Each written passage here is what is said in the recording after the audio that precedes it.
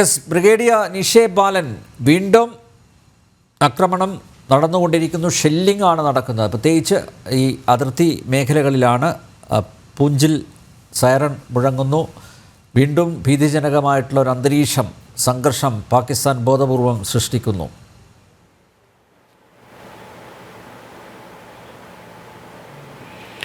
സാധാരണമായും ഈ സൈനിക ക്രിയകളും പ്രതിക്രിയകളൊക്കെ ഉണ്ടാകുമ്പോൾ ഏറ്റവും ആദ്യം ലംഘിക്കപ്പെടുന്നത് നിയന്ത്രണ രേഖയിലുള്ള ഒരു അച്ചടക്കമാണ്. അപ്പോൾ സാധാരണ അവർ ഷെല്ലിംഗ് ചെയ്യും, നമ്മളും ഷെല്ലിംഗ് ചെയ്യും. പണ്ട് കാലത്ത് അവരാണ് ഷെല്ലിംഗ് കൂടുതൽ ചെയ്തുകൊണ്ടിരുന്നത്, നമ്മളല്ലായിരുന്നു. ഇപ്പോൾ നമ്മുടെ സൈന്യത്തിന് ശക്തിയും അതിൻ്റേതായ ആയുധക്കോപ്പുകളെല്ലാം ഉള്ളത് കാരണം നമ്മൾക്ക് അത് അവരെക്കാൾ കൂടുതൽ ചെയ്യാനുള്ള കഴിവുണ്ട്. അവർ ഇപ്പോൾ ഷെല്ലിംഗ് ചെയ്യുന്നുണ്ടെങ്കിൽ ഉറപ്പായിട്ടും ഞാൻ പറയാണ്, നമ്മൾ ഒരു 2 അല്ലെങ്കിൽ 3 ഇരട്ടി ഷെല്ലിംഗ് അങ്ങോട്ടും ചെയ്തുകൊണ്ടിരിക്കുകയായിരിക്കും. യുദ്ധം കഴിഞ്ഞിട്ട് പട്ടികകളും കണക്കുകളെല്ലാം നിരത്തുമ്പോൾ നമ്മൾക്കെല്ലാം അറിയാൻ പറ്റും. എന്നാലും കുറച്ചൊക്കെ ഈ ഇൻഫർമേഷൻ വാർഫെയറിൽ കൂടി അവർ പറയും ഞങ്ങളിത് ചെയ്തു, ഞങ്ങളത് ചെയ്തു എന്നുള്ളത്.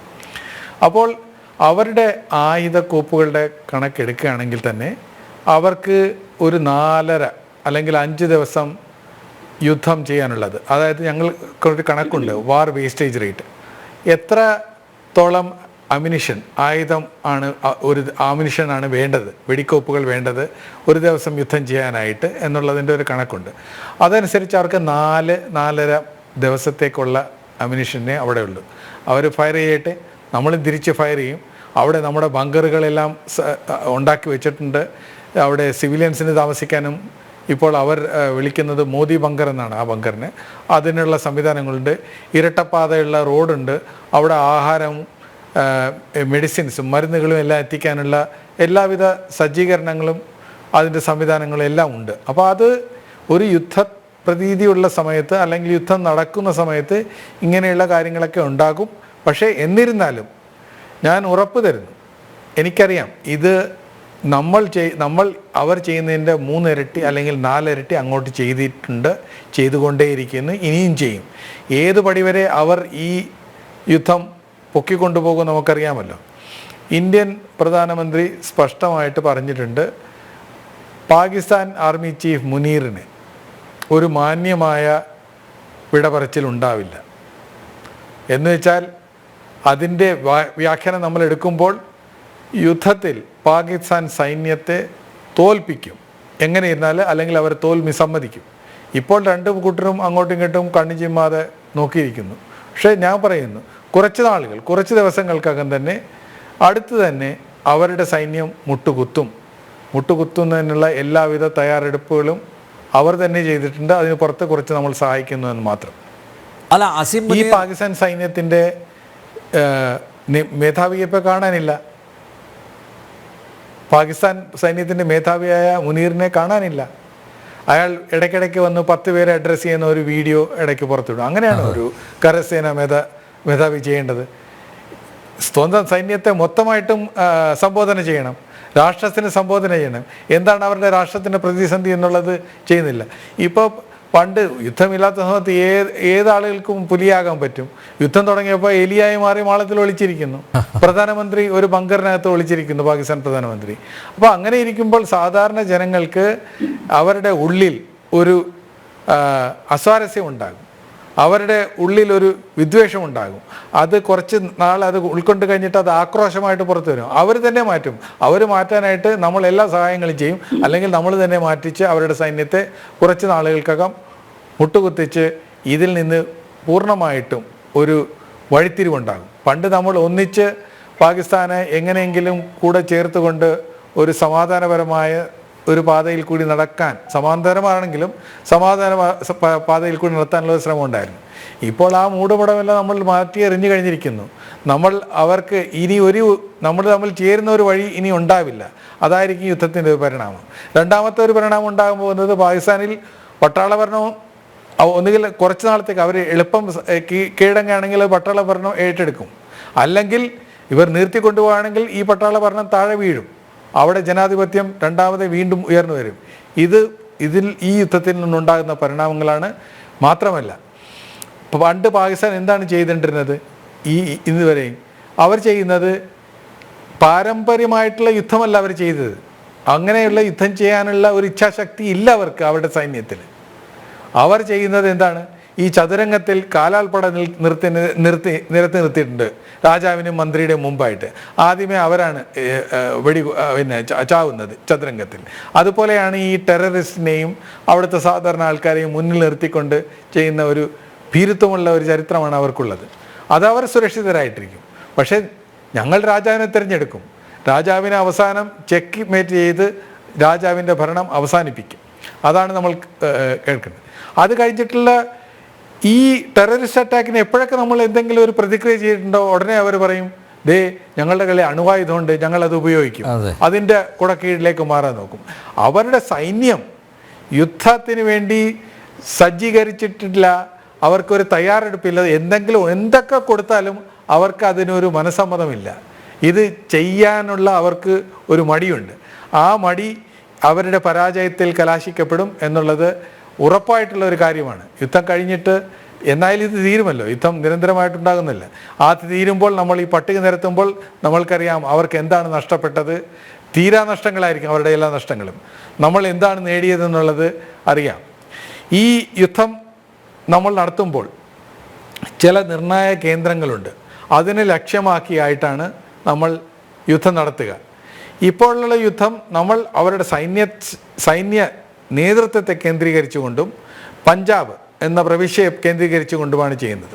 ഈ സിന്ധു നദി കരാറ് മരവിപ്പിച്ചത് മൂലം ഏറ്റവും നഷ്ടമുണ്ടാകുന്ന അവിടുത്തെ പഞ്ചാബി പാകിസ്ഥാനികൾക്കാണ്.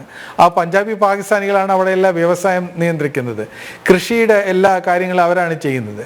ഈ CEPC ചൈനയുമായിട്ടുള്ള ഈ ഡെവലപ്മെൻ്റ് എല്ലാം പഞ്ചാബിലാണ് മെയിനായിട്ട് നടക്കുന്നത്. ബാക്കിയുള്ളവർക്ക് എല്ലാവർക്കും 1-2 റോഡുകളും കുറച്ച് ഇതൊക്കെയാണ്, എല്ലാം അവർക്കാണ് ലഭിക്കുന്നത്. അവരുടെ മുൻതൂക്കം ഈ യുദ്ധം കഴിയുന്നതോടുകൂടി മാറും. ഇത് കഴിഞ്ഞ് ഏറ്റവും വലിയ പ്രവിശ്യയായ ബലൂചിസ്ഥാന് ഒരു സ്ഥലം, ഒരു സ്വാതന്ത്ര്യം അല്ലെങ്കിൽ അതുപോലത്തെ ഒരിതുണ്ടാകും. അവരെയെല്ലാം തള്ളിപ്പറഞ്ഞുകൊണ്ട് രാജ്യത്തെ ഒരു സ്ഥലത്ത് മാത്രം കേന്ദ്രീകരിച്ചിട്ടുള്ള അവരുടെ ഈ അധികാരമോഹങ്ങളെല്ലാം ഇല്ലാതാകും. അതെല്ലാം മാറ്റിയെടുക്കാനുള്ളതാണ് ഇത്. ഈ ഒരു വഴിത്തിരിവ് നമ്മൾക്ക് വേണ്ടിയിരുന്നു. അത് ഇന്ന് നമ്മൾ എടുത്തു. അതിൻ്റെ ഫലം ഭാരതത്തിന് എന്നും ഗുണവത്തമായിരിക്കും. ബ്രിഗേഡിയർ, ഇപ്പോൾ ഷെല്ലാക്രമണമാണല്ലോ നടത്തുന്നത് ഉറിയിലും അതുപോലെ നമ്മുടെ അതിർത്തി മേഖലകളിലുമൊക്കെ. ഇപ്പോൾ സ്വാഭാവികമായിട്ട് ഇന്ത്യയുടെ തിരിച്ചടി എങ്ങനെയായിരിക്കും? തിരിച്ച് അങ്ങോട്ട് ഷെല്ലാക്രമണം നടത്തുകയാണ്. എന്തായിരിക്കും അതിൻ്റെ ഒരു മോഡസ് ഓപ്പറാണ്ടി എങ്ങനെയായിരിക്കും?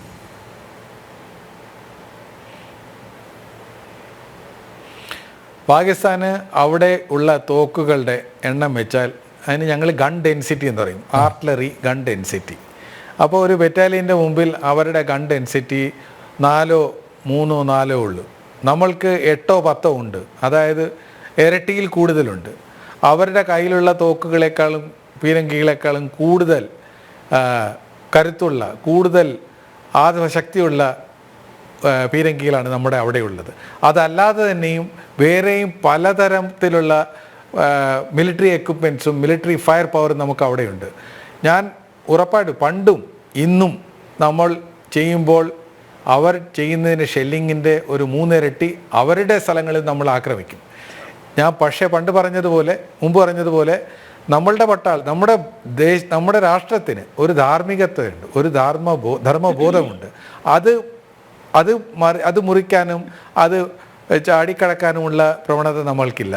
ഒരു അക്രമവാസനയില്ല. ആക്രമിക്കാനും യുദ്ധം ചെയ്യാനുള്ള കഴിവ് നമുക്കുണ്ട്. പക്ഷെ അത് അക്രമമായിട്ടല്ല. നമ്മൾ ചെയ്യുന്നത് അവരുടെ പട്ടാളത്തിനെ കേന്ദ്രീകരിച്ചിട്ട് ആ പട്ടാളത്തിനെ നശിപ്പിക്കുക എന്നുള്ളത് നമ്മളുടെ ഒരു കർത്തവ്യമാണ്. അത് ചെയ്തിരിക്കും. ഈ യുദ്ധാവസാനം ഒരു അൺആക്സെപ്റ്റബിൾ ലെവൽ, അതായത് അവർക്ക് സമ്മതിക്കാൻ പറ്റാത്ത വിധത്തിലുള്ള നാശനഷ്ടങ്ങൾ അവരുടെ പട്ടാളത്തിന് ഉണ്ടാക്കും എന്നുള്ളത് ഉറപ്പാണ്. അല്ല, ഈ അവസാനത്തെ ഒരു ആയുധമാണല്ലോ അണവായുധം പ്രയോഗിക്കുമെന്ന് പറയുന്നത്. നേരത്തെ തന്നെ അസീം മുനീർ അത് പറഞ്ഞതാണ്. പക്ഷേ ഇപ്പോൾ വാക്ക് പോരിൽ മാത്രം വിശ്വസിക്കുന്ന ഒരാളാണ് അസീം മുനീർ എന്ന് തെളിഞ്ഞു അദ്ദേഹത്തിൻ്റെ ചെയ്തികളിലൂടെ. അത് പാകിസ്ഥാനിലുള്ളവർക്കും മനസ്സിലായിരിക്കുന്നു, തലപ്പത്തുള്ളവർക്ക് മനസ്സിലായിരിക്കുന്നു. അതുകൊണ്ടാണല്ലോ അദ്ദേഹത്തെ അവിടെ നിന്ന് കളയാമെന്ന് അവർ തീരുമാനിച്ചത്. ഈ ആണവായുധം പ്രയോഗിക്കുക, അതിൻ്റെ ഒരു സാധ്യത അവിടെയാണ്. വീണ്ടും വിവേകശൂന്യരാണ് പാകിസ്ഥാനിൽ ഉള്ളവർ. ഇനി ഞങ്ങളെന്തായാലും രക്ഷപ്പെടില്ല, ഭാരതവും രക്ഷപ്പെടാൻ പാടില്ല, പരമാവധി ഉപദ്രവിക്കുക, അടിക്കുക, അങ്ങനെ ഒരു അറ്റകൈ പ്രയോഗം ഉണ്ടാവുമോ?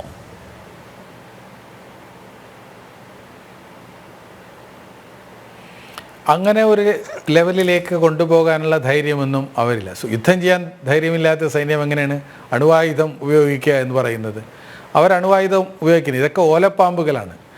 ഈ കടലാസ് കടുവകൾ പറയുന്ന അല്ലെങ്കിൽ സൃഷ്ടിക്കപ്പെടുന്ന വാക്കുകളാണ്.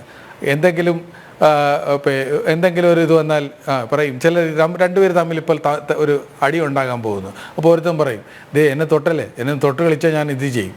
അല്ല, അങ്ങനെ പറയുന്നത് വെറും വാക്കുകളാണ്. തൊടാൻ അങ്ങനെ പറയേണ്ട കാര്യമില്ല, ചെയ്ത് കാണിക്കണം. അതിനുള്ള ധൈര്യമൊന്നുമില്ല. മാത്രമല്ല, ഈ ഏത് രാഷ്ട്രത്തിൻ്റെ സപ്പോർട്ടാണ് അവർക്കുള്ളത്? അവർക്കൊരു രാഷ്ട്രത്തിൻ്റെ സപ്പോർട്ടുമില്ല.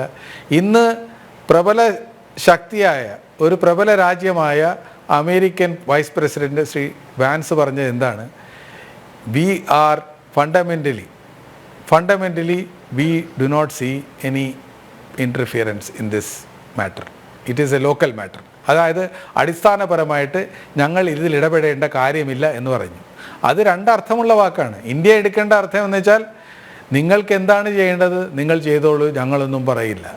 പാകിസ്ഥാൻ എന്താണ് എടുക്കേണ്ടത്? നിങ്ങൾ എന്ത് പറഞ്ഞ് കരഞ്ഞാലും നിങ്ങളെ സഹായിക്കാൻ ഞങ്ങൾ വരില്ല. ചൈനയുടെ കാര്യം നോക്ക്. ചൈന ഒരു പരിധിവരെ സഹായിക്കുള്ളൂ. ചൈനയുടെ പ്രസ്താവനയിലും അവർ പറഞ്ഞിരിക്കുന്നത്, ഞങ്ങൾ ടെററിസത്തിനെ സപ്പോർട്ട് ചെയ്യുന്നില്ല, നിങ്ങൾ സമാധാനപരമായി സംസാരിച്ച് ഇത് ഒത്തുതീർപ്പിലാക്കണം എന്നാണ് പറയുന്നത്. അവർ പറയുന്നതിൻ്റെ അർത്ഥം പാകിസ്ഥാന് വേണ്ടിയാണ്, ഞങ്ങൾ നിങ്ങളെ സഹായിക്കാൻ വരുന്നില്ല. ഒരു പരിധിവരെ അവർ സഹായിക്കാൻ പറ്റുള്ളൂ. 80% പാകിസ്ഥാൻ്റെ ആയുധ കോപ്പുകൾ ചൈന നൽകിയതാണ്. അത് വേറെ ആരും മേടിക്കാനില്ലാത്തതുകൊണ്ടാണ്. വേറെ ഏത് രാജ്യമാണ് മേടിക്കുന്നത്? നോർത്ത് കൊറിയ മേടിക്കുന്നുണ്ടായിരിക്കും, ഒരുപക്ഷെ യുക്രൈൻ മേടിക്കുന്നുണ്ടായിരിക്കും. വലിയ വലിയ രാജ്യങ്ങളൊന്നും ചൈനീസ് ആയുധങ്ങളൊന്നും മേടിക്കാറില്ല. അതിൻ്റെ കഴിവുകൾക്കുള്ള ഒരു ന്യൂനത കൊണ്ടാണ് അത് മേടിക്കാത്തത്. പാകിസ്ഥാനിക്ക് ഗത്യന്തരമില്ലാത്തതുകൊണ്ട് അത് മേടിക്കും. മാത്രമല്ല, ചൈനീസ് ആയുധങ്ങളാണെല്ലാം എനിക്ക് തോന്നുന്നു. ചൈന ഇത് മാത്രമല്ല, അല്ല, ഞാൻ മനസ്സിലാക്കുന്ന ഗുണനിലവാരമില്ലാത്ത എല്ലാം പാകിസ്ഥാനിലേക്ക് തള്ളിയിട്ട് ആയുധങ്ങൾ മാത്രമല്ല, ആയുധങ്ങൾ തീർച്ചയായിട്ടും അവർക്ക് പാകിസ്ഥാനിൽ പ്രത്യേകിച്ചൊരു താല്പര്യമില്ല. അവരുടെ വടക്ക് പടിഞ്ഞാറൻ ചൈന പ്രവിശ്യകളിൽ എത്താനും, പിന്നെ സെൻട്രൽ ഏഷ്യ ഈ കസാഖിസ്ഥാൻ അങ്ങനെയുള്ള രാജ്യങ്ങളിലുള്ള ഈ ധാതുക്കളുമായിട്ട്, അല്ലെങ്കിൽ ബലൂചിസ്ഥാനിലെ ധാതുക്കളിലാണ് അവരുടെ നോട്ടം. അതുകൊണ്ടാണ് ഗോദാറിലെ പോർട്ട് വെച്ചിരിക്കുന്നത്.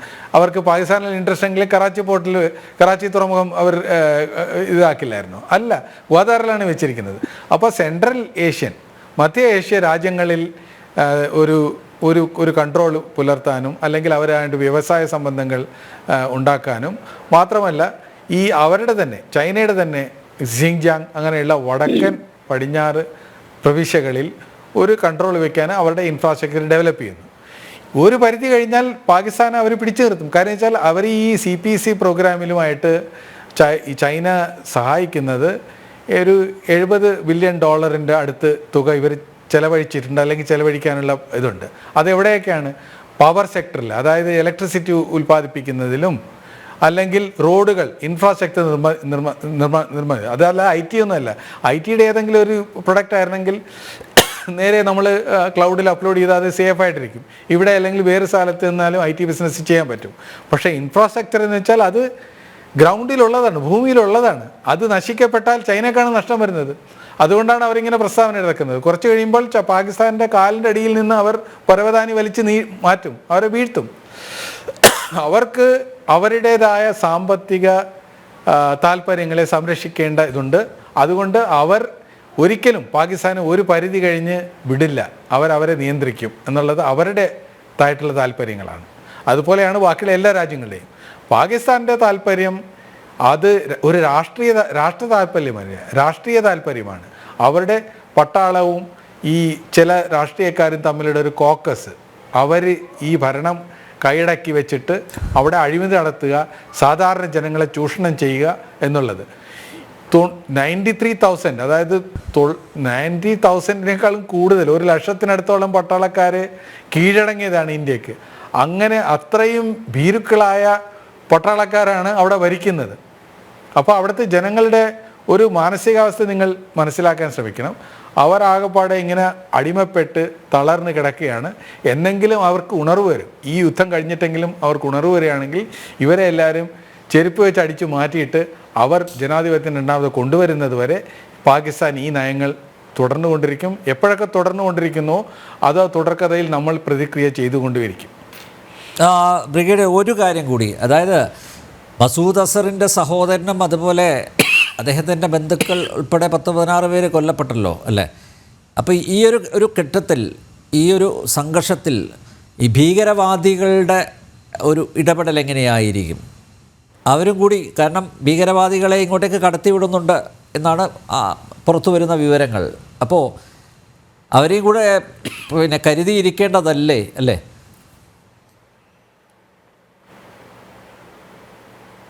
അതെ, അതിന് പൂർണ്ണമായിട്ടുള്ള ഒരു വ്യവസ്ഥ എല്ലാ സ്ഥലങ്ങളിലും ഉണ്ട്.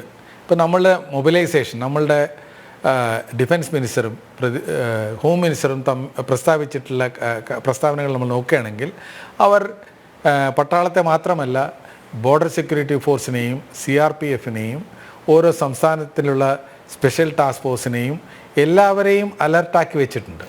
അപ്പോൾ അതിന് ഈ കാശ്മീരിൽ തന്നെ ഒരു സെക്യൂരിറ്റിയുടെ ഒരു ഗ്രിഡ് ഉണ്ട്. ഈ പവർ ഗ്രിഡ് പോലത്തെ സെക്യൂരിറ്റിയുടെ ഒരു ഗ്രിഡ് ഉണ്ട്. അത് കുറച്ചുകൂടെ ടൈറ്റ് ആക്കും. ആവശ്യത്തിനുള്ള പട്ടാളക്കാർ അവിടെ ഓൾറെഡി ഉണ്ട്. മാത്രമല്ല അതിനുള്ള സംവിധാനങ്ങളും അതിനുള്ള ഓരോ എക്യുപ്മെൻറ്റ്സ്, അതായത് നൈറ്റ് വിഷൻ ഡിവൈസസ്, ഇങ്ങനെയുള്ള പീരങ്കികൾ, വേറെയും പലതര ഉപകരണങ്ങളും അവരുടെ കയ്യിലുണ്ട്. എന്താണെന്നുള്ളത് ഞാൻ വ്യക്തമാക്കാൻ ഉദ്ദേശിക്കുന്നില്ല. എന്നിരുന്നാലും ഓരോ സ്ഥലത്തും അതിൻ്റേതായിട്ടുള്ള എല്ലാ സജ്ജീകരണങ്ങളും നടത്തിയിട്ടുണ്ട്. എപ്പോഴും തയ്യാറായിട്ടിരിക്കുന്നത് ഒരു പട്ടാളം, ഒരു രാജ്യമാണ് ഇന്ത്യ. ഇപ്പോൾ ഇന്നത്തെ കണക്ക് വെച്ച് നോക്കുകയാണെങ്കിൽ നമുക്കറിയാം, ഇന്ത്യ ഓൾറെഡി ഇപ്പോൾ തന്നെ 74 ദിവസത്തെ പെട്രോളിയത്തിൻ പ്രൊഡക്ഷൻ്റെ റിസർവ് ഓൾറെഡി ഉണ്ടാക്കി വെച്ചിട്ടുണ്ട്. ഭക്ഷ്യസാമഗ്രികൾ ഉണ്ടാക്കി വെച്ചിട്ടുണ്ട്. എപ്പോഴും യുദ്ധത്തിന് തയ്യാറായിട്ട് നമ്മളിരിക്കുകയാണ്. അതുകൊണ്ട് ഇങ്ങനത്തുള്ള ഈ ടെററിസ്റ്റുകളുടെ ആക്ഷൻ ഒറ്റപ്പെട്ടും അവിടെ ഇവിടെയൊക്കെ ഉണ്ടാകും. പക്ഷേ അത് വീണ്ടും ചെറുക്കുവാനുള്ള ഒരു തയ്യാറെടുപ്പ് ഈ സമയത്തും നമ്മുടെ രാജ്യത്തിനുണ്ട്. അതിനുവേണ്ടി സൈന്യം തയ്യാറാണ്. കാർഗിൽ യുദ്ധം നടന്നപ്പോഴും നമ്മളുടെ കാശ്മീരിനകത്തുള്ള ഈ ടെററിസ്റ്റ് ആക്ഷൻ ഉണ്ടായപ്പോഴൊക്കെ അപ്പോഴും നമ്മൾ 2 സ്ഥലത്തിനും യുദ്ധം ചെയ്തിട്ടുണ്ട്, ബോർഡറിലും അകത്തും. അതിനുള്ള പൂർണ്ണമായ തയ്യാറെടുപ്പും പൂർണ്ണമായ കഴിവുകളും ശേഷിയും ഇന്ത്യൻ സൈന്യത്തിനും ഇന്ത്യൻ രാജ്യത്തിനുമുണ്ട്. അല്ല, ഒരു തരത്തിൽ ആശ്വസിക്കാം. എന്തായാലും കാശ്മീരിലെ ജനത, ആ ജനതയിൽ ഭൂരിപക്ഷവും ഇന്ത്യയോടൊപ്പമാണ് അല്ലേ? ഭാരതത്തിൻ്റെ പതാക അത് ഉയർത്തിപ്പിടിച്ചുകൊണ്ട് പഹൽഗാം സംഭവം ഉണ്ടായ സമയത്ത്, ആ ദുരന്തമുണ്ടായ സമയത്ത് ഭാരതത്തിന് അനുകൂലമായി ഭാരതത്തിൻ്റെ പതാക ഉയർത്തിപ്പിടിച്ച് മുദ്രാവാക്യങ്ങൾ മുഴക്കിയവരാണ് അല്ലേ കാശ്മീരിലെ ജനങ്ങൾ. അവർ മാറിയിട്ടുണ്ട്. അത് വലിയൊരു ആശ്വാസം തന്നെയല്ലേ നൽകുന്നത്?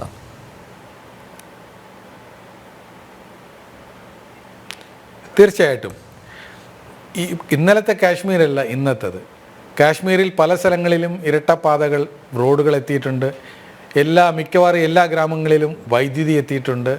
മിക്കവാറും എല്ലാ ഗ്രാമങ്ങളിലും ഒരു പബ്ലിക് ഹെൽത്ത് കെയർ സിസ്റ്റമുണ്ട്. അവിടെ ട്രെയിൻ എത്തിക്കാറായി. അവിടെ ടൂറിസം വിപുലീകരിച്ച് വരുന്നു. അപ്പോൾ അവിടുത്തെ ആളുകൾ പണ്ട് അനുഭവിച്ചിരുന്ന ഒരു അനുഭവങ്ങളൊന്നും ഇല്ല ഇപ്പോൾ. ദാരിദ്ര്യം വളരെ അധികം കുറഞ്ഞു. ജോലിക്കുള്ള അവസരങ്ങൾ കൂടുതലായി. ടൂറിസം വികസിക്കുമ്പോൾ ടൂറിസം സംബന്ധമായിട്ട് ആളുകളുടെ ഹോട്ടലുകൾ, താമസിക്കാനുള്ള സ്ഥലങ്ങൾ, ആഹാരം, ഈ വേറെ ബസ്സുകൾ, എല്ലാ ടാക്സികൾ, ഗൈഡ്സുകൾ, അങ്ങനെ പല വിധത്തിലുള്ള ആളുകൾക്ക്, അവിടെയുള്ള യുവാക്കൾക്ക് തൊഴിലവസരങ്ങൾ കൂടുതൽ സൃഷ്ടിക്കപ്പെട്ടിട്ടുണ്ട്. അത് കിട്ടുമ്പോൾ ആളുകൾക്ക് മാന്യമായി ജീവിക്കാനുള്ള ഒരു വരുമാന മാർഗം ഉണ്ടാകുമ്പോൾ അവരിൽ സ്വാഭാവികമായും അവരുടെ ഒരു പെരുമാറ്റത്തിൽ തന്നെ വ്യത്യാസമുണ്ടാകും. അത് ഉണ്ടാക്കി തന്നവരോടുള്ള ഒരു ലോയൽറ്റി, എപ്പോഴും ഒരു പ്രതിപത്തി ഉണ്ടായിരിക്കും. ആ പ്രതിപത്തി കാശ്മീരിലെ യുവാക്കൾക്കും കാശ്മീരി ജനതകൾക്കും ഉണ്ടായിരിക്കുന്നുണ്ട്. അതുകൊണ്ടാണ് ഈ ആക്രമണങ്ങൾ നടന്നു കഴിഞ്ഞ ഉടനെ തന്നെ പഹൽഗാമിൽ അന്ന് അവർ എല്ലാവരും തെരുവിലിറങ്ങി ഇന്ത്യൻ രാജ്യത്തോടുള്ള ഒരു ഐക്യത കാണിക്കുന്നത്. ഇന്ത്യൻ കൊടി അവിടെ ഉറപ്പിച്ചു കഴിഞ്ഞു. ആ കൊടി ഇനി ആർക്കും ഊരാൻ പറ്റില്ല. അതുമാത്രമല്ല, ഇത് ഈ യുദ്ധം കഴിഞ്ഞിട്ട് ഉണ്ടാകുന്ന ഇപ്പോൾ ഈ കാശ്മീരിലേക്കാണ് ഇവർ ഫയർ ചെയ്യേണ്ടിയിരിക്കുന്നത്. കാശ്മീരിലെ സിവിലിയൻസിനെയാണ് കൊല്ലുന്നത്. അപ്പോൾ അവർക്കറിയാം ആരാണ് ഫയർ ചെയ്യുന്നത്. അത് അവിടെയുള്ളവർക്ക് എല്ലാവർക്കും വളരെ സ്പഷ്ടമാണ്. അവർ ഈ യുദ്ധം കഴിഞ്ഞ് ഉയർത്തെഴുന്നേൽക്കുന്ന ഒരു കാശ്മീർ പണ്ടത്തെക്കാളും ഉയർന്നു വരും. പണ്ടത്തെക്കാളും ഇന്ത്യയോട് ഏകീകരിച്ച് ഒരു ഒന്നായിട്ടുള്ള ഒരു മനോഭാവം അവർക്കുണ്ടാകും. ഒരു ഇന്ത്യൻ ഭാരതത്തിൻ്റെ അഖണ്ഡ ഭാഗമാണ് കാശ്മീർ എന്നുള്ള വിശ്വാസം അവർ തെളിവോടുകൂടി നമ്മളെ തെളിയിപ്പിക്കും എന്നുള്ളതാണ് എൻ്റെ ഉറപ്പ്.